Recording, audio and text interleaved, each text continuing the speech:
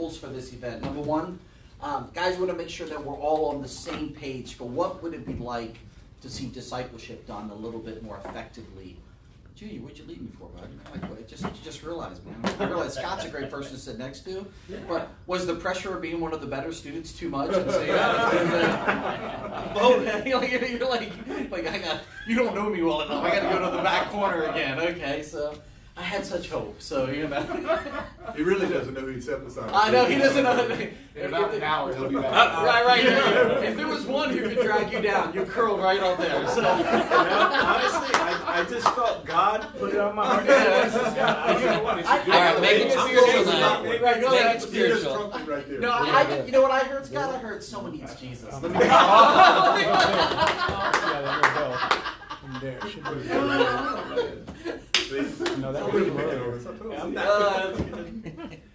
couple things. One, guys, listen. Our goal is to get to know each other during this event. So just trust me. Coming out of here, we want to know. There's two different real opportunities coming out of this group. We'll spend the next year, and for some of us, we'll spend the next 2 years together, just encouraging and challenging, loving one another in this process, depending what you sense God calls you to do and what you need. So one of the things we want to do is just get to know each other. Two, listen, we're going to do two different things with the book. You're going to be creating training centers. That's what we'll refer to. We'll discuss what that means in a little bit. But when you create a training center, there's going to be multiple times that we're going to have our sessions be exactly how we want you to do your training center. Okay? We'll do that here, and we will do it on Zoom. We will do it to the point ad nauseum where you think I think you're not that smart, okay? but you know what I mean? But the point is, hey guys, we want to keep this as simple and reproducible as possible. Amen. And what we just want to say, and I'm not saying this I'm just telling you from best experience. Scott will tell you, he talks to a lot of those leaders out there. A lot of them, what they'll say, if you just do the process without adding on better stuff, you're going to be much better off. Simple. There's a big difference. You think, I want to be comprehensive. Well, comprehensive and complex are way too close. And so we'd rather be simple. We're going to show you how to do it simple. Third, we're going to talk about this. I'm going to say this again and again. So lots of this you're going to hear again and again. Our goal is not content. Listen, the material is here in front of you. There's content. But I got to tell you that content is not the key to discipleship and multiplication. The process is the key. The system's the key. So we're going to show, we're not even going to tell you, we're going to do it. It's just that simple. Some of the simple things that you do, the breakdown in what's happening in discipleship is not a knowledge problem. That is not a problem. Our people have knowledge. They don't know how to put it into practice. They don't have the skills to do it. We're going to talk about that today. But again, we're going to talk about it. And then we're going to show you how we try to help counter it so that you can do it. Another thing, there'll be a few things that if you've been part of some of our events before, our Microchurch Summit, I know a couple of you. I know, Scott, like you've been to the MCS, right, last year. How many people have actually went to the Microchurch Summit or one of those? That might be one of the only ones. Okay. Was it just you or did your other guys join you? Was that where we all met in Raleigh? No, that's a different one. Alabama. Yeah, this is the Alabama. So nobody. And when you did the Raleigh, were you there for 2 or 3 hours? Did you do it 2 hours? 3 hours, yeah, with David. You did the short. That David just did a vision caster stuff. So yeah, David won't do most of what we'll do. So there'll be a few other things. So just listen to me. Like when we talk about discipleship later, I'm going to do it with you to challenge what you think, but I also want to tell you I'm going to model again exactly what you can do that you can go right back to your church and do the exact same thing. Right? That's going to be the goal of what we're trying to do. So we're talking info. I say, hey guys, this is good info for you to know. And then we're going to try to say, guys, I'm going to model this for you right now. You do just what you watch me to do. So what I love about Matt, because Matt's even typing now, when we do stuff, when I do things, this is how I function, right? If you hand me stuff, I can read it and probably do it. But if you let me see it once, just let me see it once. It's much easier to reproduce. So for me, I'm a puzzle guy. Give me 1,000 pieces, I'll figure out how to put it together. Show me this picture, that's all I need. Oh, that's what the puzzle's going to be when it's done? I get it. So we're going to try to show you the whole puzzle and then start slowly putting the pieces together.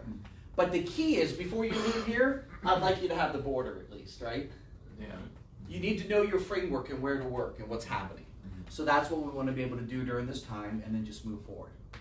And then we'll spend some time talking about the systems, like, hey, what does this whole 2 years look like if you want to be a part of it? What are the next weeks and months going to be look like in our cohorts? We'll spend time talking about that.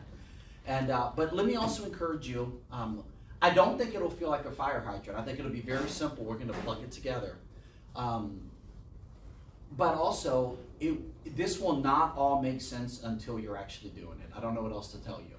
You just, once you start doing it, like you're going to ask a question today, and 3 months from now, you're going to be like, I need to ask that question again, but now I actually understand the context I'm asking the question, and it'll make much more sense as after you've done it for a while. It's, just trust me on that. So ask all the questions you want. This is a totally casual time. All of our leaders are more than competent to be able to adjust and handle anything. And parts of it, we'll just say, we'll get to that later. Parts of it, we'll answer, but you won't have a full answer yet until you've actually gone and done it. Any questions from that so far? Okay. Hey, let's do this real quick. If we just go around for one more minute and just share, oh, the other thing. Hey, we will make you put everything into practice. You're going to do it. So I want you to know one of the reasons we do these things face-to-face, because you can do a lot of stuff on Zoom. You can. But like, we're going to practice later this afternoon how to share your story. Just part of how to share it. It's very simple. But I want you to know this. Before we leave this event tomorrow, you will have shared your story 10 times. Okay? Because that's what it takes to get efficient at something. So I also want you to know, I want you to meet now, but let me just tell you an ancillary thing. One of the reasons we have everyone share their story with each other is because it lets you know other people's stories in the room. And you will know everyone by the time we're done tomorrow. You'll know pieces about them, you'll have connection points, you have all kinds of stuff. You're also going to realize one of the reasons we do it is because how much better you get when you keep doing it, but then you can remember when you go back and you look at your disciples later on, your Timothys, and you're going, wait a second, if I'm a pastor and it took me this long to get decent at it, how much longer for them? Mm-hmm. Like, you think I taught them last week, shouldn't they know how to do this already? Yeah, no, just so you know, the answer is no. So we're going to talk about that because it's some of the things that we need to just really work on. So we're really going to try to model and practice those things over and over, ad nauseum, until I realize, like, until we're going, hey, and you'd be surprised for some of the things that we do, how long it takes. Just telling you, especially for your people. Hey, lastly, I got to tell you one thing. This is going to be one of the most important things. If we don't see people come to Jesus, this is all a waste. Really, people got to come to Jesus.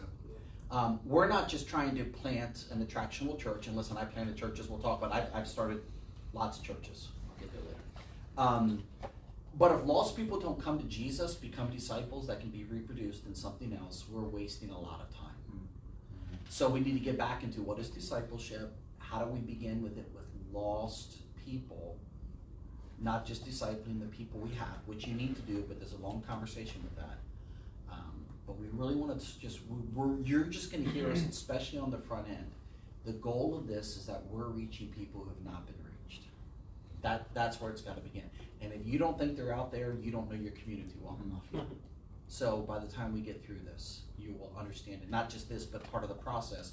We're going to help you to review your community like a missionary would. And that would be one of the goals, to view it like a missionary would. And then to actually go, so how do I engage it now that I'm beginning to understand it? That'd be part of our hope. And then you can train others to do the exact same thing. Questions? Hey, why don't we begin back here, and let's just meander through. If you just really quickly introduce yourself one more time, a little good information about you, family, like what you have family-wise, maybe, what you're doing ministry-wise right now. And, man, if you got a favorite movie, I'd like to hear it if you know it off the top of your head, too. Just that favorite movie will let me know a lot about you. So whether you think Shawshank's the best movie of all time or not, or my guess is your age, you don't even know what Shawshank is. So see, I'll learn a lot about you real quick, right? So go ahead. Well, my name's Anthony. I'm 25 years old, and I'm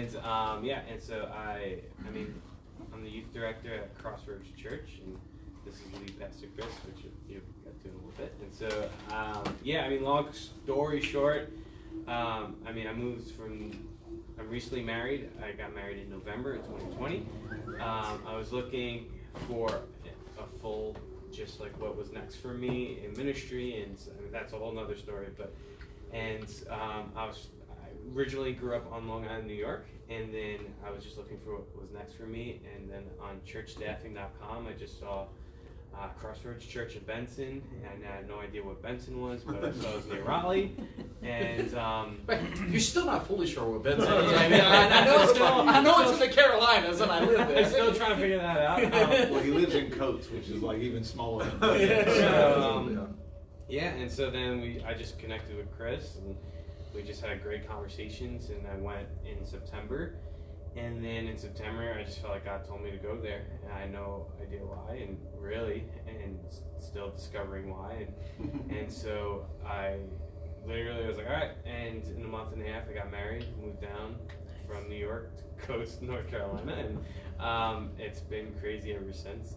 And so, yeah, that's my recent history. So, family-wise, I'm newly married, and so we just got a puppy, so she's a pain in the butt. And then, so yeah, that's my life right now. And I the reason why I'm here is to support Chris, and to really, my heart is, what we were just talking about before, is something's not working, and I see that in students as well, and I'm feeling the burden of raising these students up, because I hate the statistics right now of students just falling away. And so instead of trying to focus, and part of my story is I've been to big conferences, and I know how to throw a good party, but I don't think that's really reaching students and what needs to happen. So looking for answers on how to disciple the next generation, and do that also digitally and all different stuff. So yeah, that's why I'm here.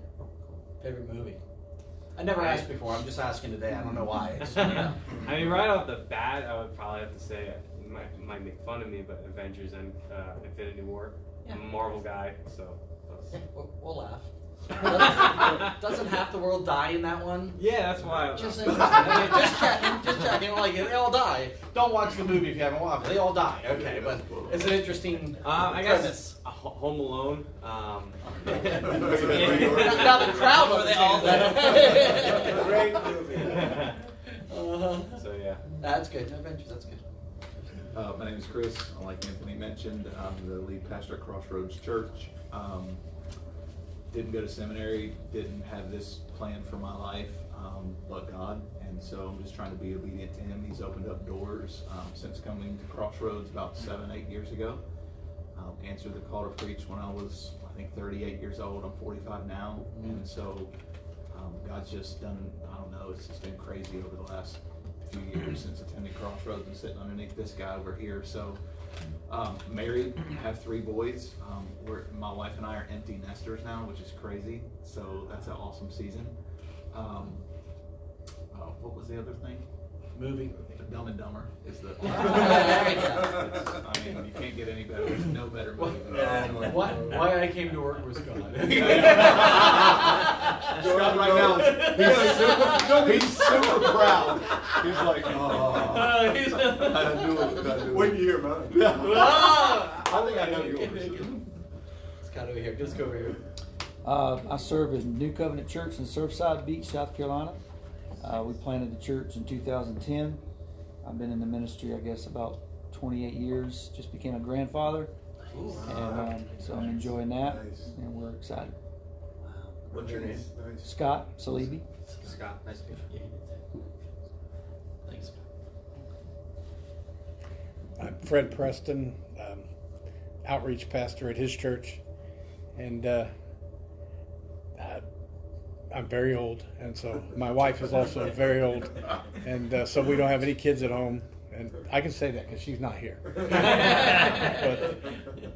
But kids are grown and out, and it's quiet. It's nice. We dote on our dog in an unusual fashion because we have no kids anymore, so I guess that's why. And oh brother, where art thou would be.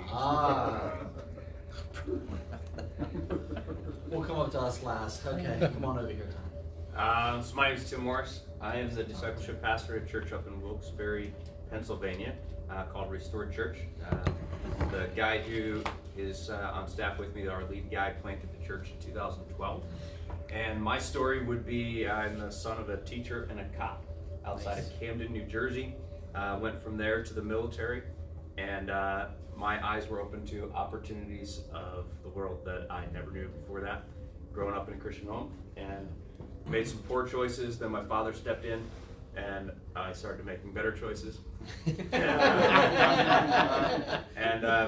then after I got out of the Marine Corps, I landed at a Bible college, met my wife. We've got 3 kids, and I spent about 12 years working in business, and recently made a change over to be a pastor, and I'm pumped about it. So.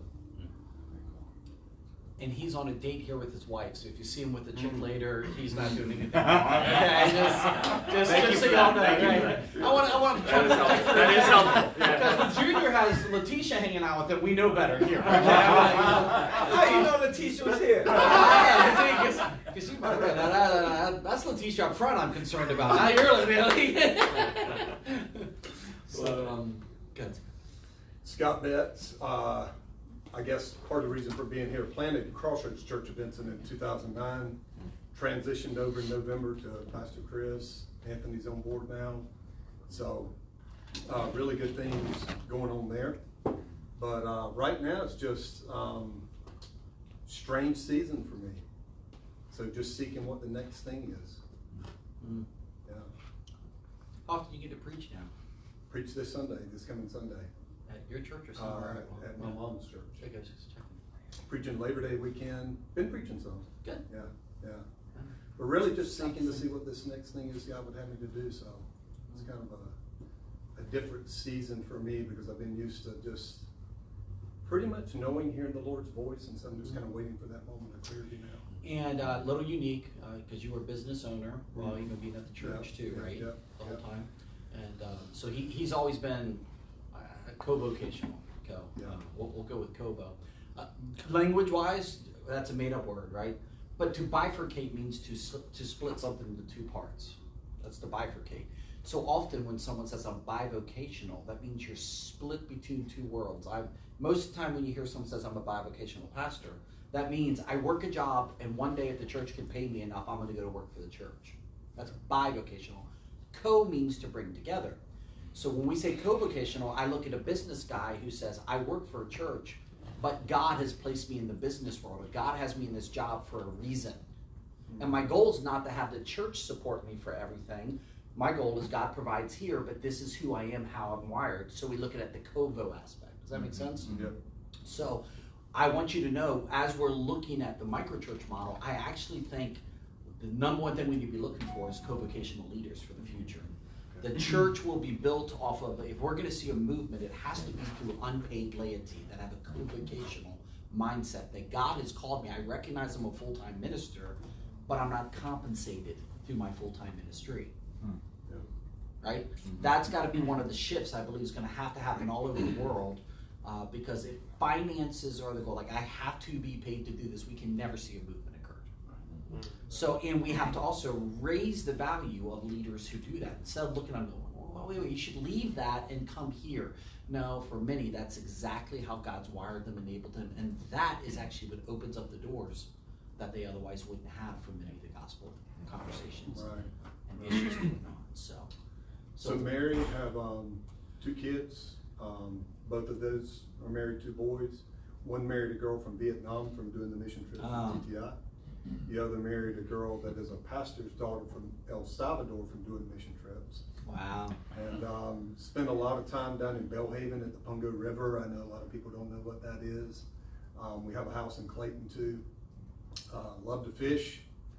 Have a dog named Luke, Black Lab. That's my buddy right now. So my boys are gone. So yeah, but really just seeking out right now, Lord, what is at this season in life, at this stage, and that's why I really feel like the disciples making disciple makers, it really makes the most sense to me. And I've just been trying to really explain that and cast that vision with a lot of other people. And so the only way to really cast the vision well, I think, and be successful with casting the vision, you need to be doing it yourself. Yeah.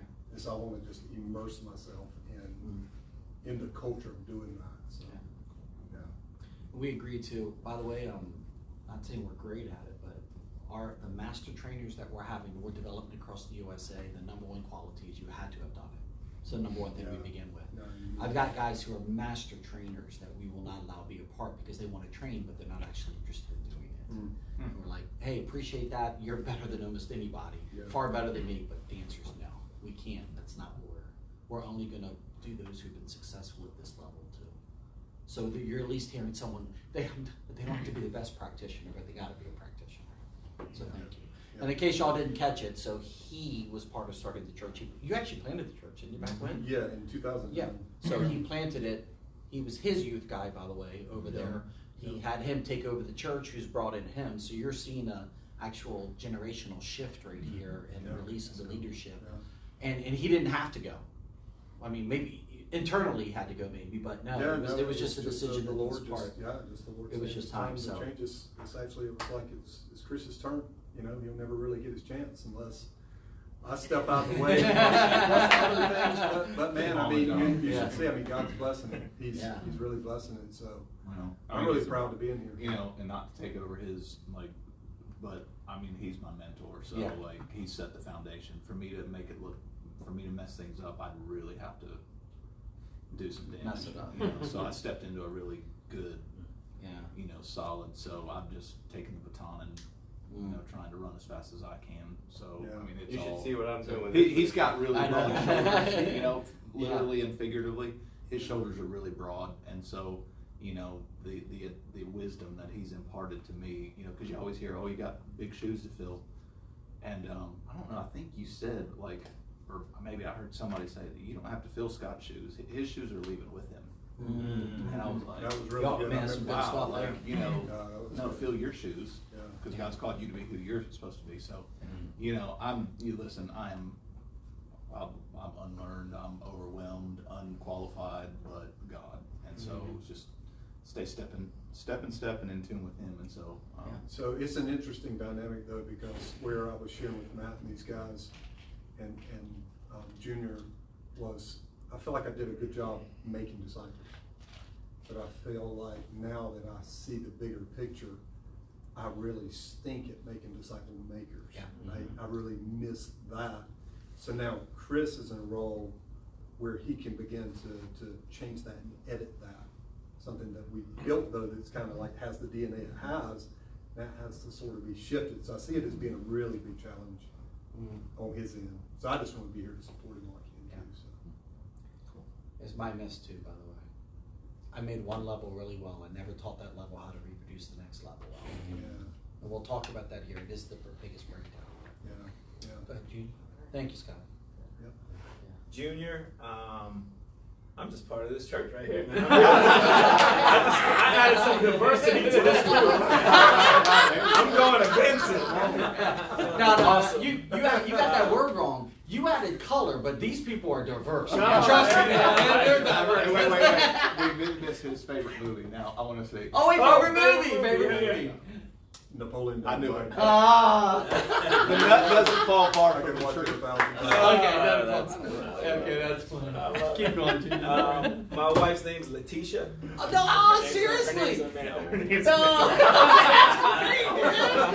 in case y'all see me with Letitia later, No, so my By the way, wife's name's Letitia's Amanda. the front desk lady who's helping us, in case y'all haven't figured this out.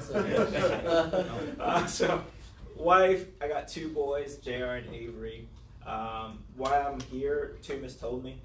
So I'm here. I typically do when Tumas says it, I just do it. I think that's real discipleship right there. That's it. Or bullying. Okay. What are they on? They're close, What's by the the way. They're difference? really close, okay? No, but really glad to be here. I get to be part of Recovery Church movement, where we're planting churches to help alcoholics and addicts find freedom from their addiction and find Christ. And they go hand in hand, right? In order to get sober, you need God. And the way that I got there is this guy right here. I got 8 years sober now. Praise the Lord. Struggled with alcohol and drugs for over a decade, and met this crazy guy, and he just pushed me into things I didn't want to do. And as I stepped into the things I didn't want to do, God started to go to work. So he helped me to step out of my comfort zone. So I guess to a certain degree, bullying people out of their comfort zone sometimes. could be helpful. Every You got once in some a while. stubborn people out there like myself, right? But it was really helpful. And a while ago we were having breakfast, and he made a statement: if your disciples aren't making disciples, then you're not making disciples. And I started looking at my disciples, and I'm like, man, I got some people I've poured into, and they're doing good, but they're not pouring into people consistently. They're helping people now and then. They're meeting certain needs, but they're not really treating disciples. And I realized there was a problem, especially when you talk about AA and recovery, you have a sponsor and a sponsee. Now, the tension is sometimes, you're sponsoring somebody, and obviously they relapse, they go back to drugs and alcohol, and sometimes it's for lack of purpose and vision. And I realized that as we started Recovery Church movement, we started casting vision to these alcoholics and addicts who couldn't shake the addiction, who their family want nothing to do with them, like they've just become just outcasts. But now they're finding purpose, and they're saying, wait, I can help change people through God's power. I can make a difference in this world. And we've just seen just an incredible move of God with all these addicts and alcoholics going back into AA meetings and telling people about Jesus, boldly, which, if you know anything about AA, back in the day, higher powers accepted, but you say, you could say the F word, you could say any word. That's how you know there's real power in the name of Jesus, right? You say Jesus in AA, people are like, oh, hey, you can't say that. Like, you just said the F word 5 times, man. What you talking about? but then also realizing, like, you also don't want to offend people because you don't want to push them away, right? We want to win the war, not just the battle. And sometimes I've seen some of my sponsees win the battle but lose the war because they're like, man, this guy was talking bad about God, Junior. You should have seen me. I tore him down in that room. I said, but now he's further away from Jesus because now he's embarrassed and he doesn't, you know what I mean? I'm like, so let's focus on winning the war. And I think the reason why I really wanted to be here was, we're starting this movement, and God, through the grace of God, we're getting to about 30 locations this year of recovery churches throughout the U.S. And we've just got a bunch of people who are hungry, who are just like, we just want to know what's next. We've gone through the 12 steps. We've learned how to kick drugs, heroin, cocaine, alcohol. What do we do now? And even them, they're like, I've walked my sponsees through their 12 steps. What do we do now? And they're excited about just ministry and discipling. So I just want to learn how to do it at that level. Elf, by the way. Huh? Elf. Elf. Elf. Oh, I thought he said Alf. But no, I think the movie Elf is hilarious. That's great. Buddy the Elf. And of course, the goal of replacement, you never just get over something, you have to replace it with something. Amen. So I pray by the time today, you've got a lot of the replacement issues. You've moved beyond those steps, let us replace it with this stuff. Amen. So that'll be exciting. Let's keep going. My name is Darren McCarthy. I'm originally from Minnesota. Straight out of high school, I went to YWAM. I was in YWAM for about 15 years, mostly based out of Denver. Met my wife there. We have 2 little boys, 6 and 5 right now. And after YWAM, we wanted to move to be closer to family. My wife thought she would die in Minnesota because it was cold, so moved down to Florida, closer to her family, near West Palm Beach. Started working at Bow Down Church and Urban Youth Impact in 2019 with Chris, and been doing that ever since. That's great. You married my sister, so. A little nepotism was involved. It's always a good thing if you're getting paid, man. You got the job, so that's great. But as far as favorite movies, it's tough. It's like a handful of movies. I'm a nostalgic person. I grew up watching Home Alone's great. Another movie I've watched over and over again is Princess Bride. Very quotable, very nostalgic. Right. So that's probably one of my top. Yeah. Me too, but normally if I say it, I feel like I lose my man card when I say it out loud. I like Princess Bride, man, but I'm with you. That's why I go with Shawshank, because that feels a little more man. It's satire. Right, it is, but it's hilarious. You didn't say It's, and Andre the Great's on there, you know. Let's go. Have y'all watched Princess Bride before? Yeah, that's it.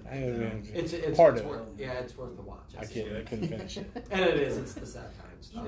I saw it on an airplane and I walked out. I should have said Talladega Nights. Chris. Yeah, my name's Chris Tress, and married to Colleen, and we have 2 kids, Christopher and Riley. 17, my son's 17, my daughter's 15, so keep me in prayer.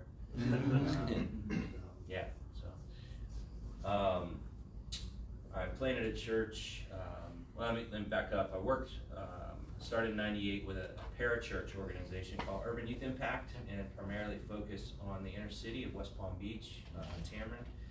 And so did that for a number of years. 2010, 11, we decided to plant a church, so we did that. And a few years later, went and did that full time. But these past few years, they've called me.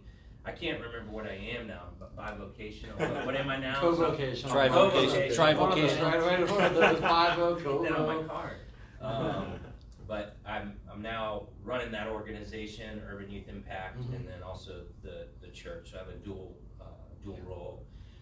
And for me, I really felt like a parachurch organization, like a Youth for Christ. We go out, we preach the gospel, we Bible studies, and we're meeting at-risk youth that are unchurched, right? So it's great. But what we've run into is if a parachurch is not connected to the church, meaning that the church is adopting the parachurch, then it's an incomplete entity that's not doing what it should. And so that's why I went back to Urban Youth, because I'm kind of marrying the church and the parachurch together.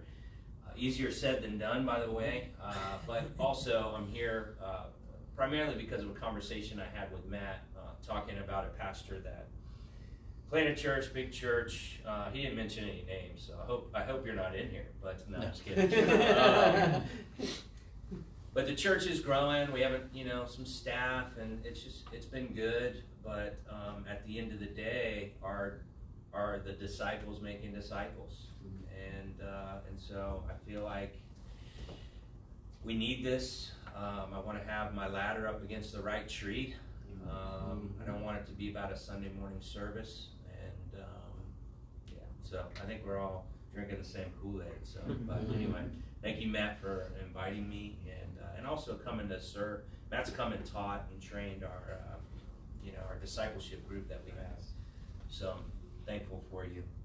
And my favorite movie's Braveheart. So, yeah. So you took his main card.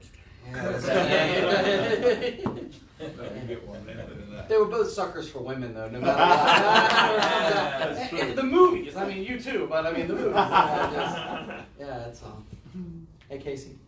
Yeah, my name is Casey Janita with TTI for almost 2 years now. Grew up outside of Seattle, moved all the way across to North Carolina to go to seminary. Got a master's in Old Testament, applied for 5 PhD programs, didn't get a single call from one of them. My plan was to be a professor of Old Testament theology. And when that happened, spiraled, worked on a food truck for about a year, thought I was going to buy a food truck and start a business that way. And then I answered a call to help format our books that we use.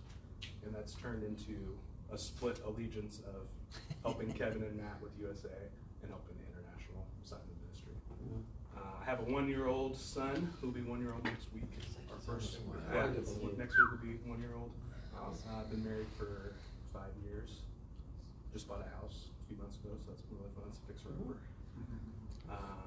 And I don't know if this is my favorite movie, but if it's on, I will sit and watch it. Coming to America. You're Eddie Murphy was? Really? That's funny. Were you even born when that came out? Yeah, nope. I was going to seriously. I guess I'm one of 2 millennials in this room. That's part. Matt. Matt Tumas. I grew up in Papua New Guinea, which is here's Australia. It's hanging out in the South Pacific right above it.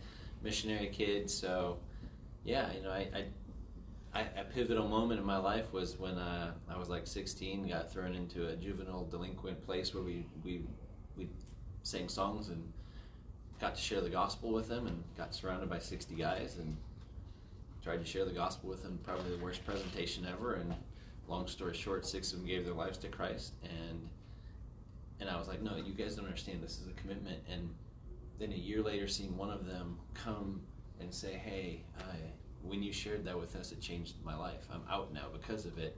From that point on, I was like, there's nothing in the world that matters other than helping people find Jesus. And so it took me on a little journey. I was a teacher for 17 years, Bible teacher at a at a high school, Christian school, and then accidentally planted a church, Journey Church, and with my best friend, and kept growing. We were in a living room, we were in all these different places, had nobody telling us what we had to do or why to do it. So all we cared about was transforming lives, and I, for the longest time, thought, hey, that's what discipleship is. That's a fancy word for discipleship, transforming lives. But like Kevin and some of you said, that I invested, poured into people, saw hundreds of people's lives transformed, you know. Lots of little juniors running around, except he's the best example.